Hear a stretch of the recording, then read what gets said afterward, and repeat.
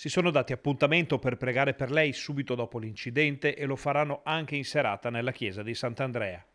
È grande il dolore nella comunità della frazione di Campodarsego per Gianna Miozzo Donà, dove la sua famiglia e gli amici piangono per la sua tragica e improvvisa scomparsa. Erano le 18 di giovedì quando in via Bassa Prima, a una manciata di metri da casa, la donna di 67 anni è stata investita mentre con la sua bici stava attraversando la strada. Dal centro della frazione di Campodarsego sopraggiungeva un'auto condotta da un 35enne che non è riuscito a evitare lo scontro. Un impatto violentissimo sentito da tutto il paese. Molti si sono precipitati a prestare i primi soccorsi, lo stesso 35enne sotto shock, ma nonostante l'arrivo dei sanitari del SUEM 118 che hanno fatto atterrare anche l'elicottero, per Gianna Miozzo non c'è stato nulla da fare. A condurre le indagini sono gli agenti della Polizia Locale e della Federazione del Campo Sampierese.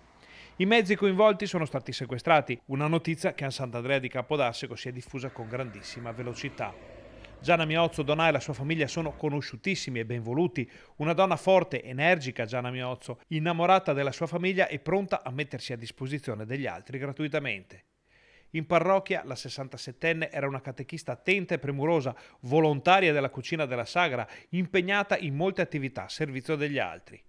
Un affetto che si è allargato a tutta la sua famiglia che la piange e a cui si sono stretti, tra gli altri, il sindaco Walter Gallo e il Campodarsego Calcio, di cui il marito è dirigente.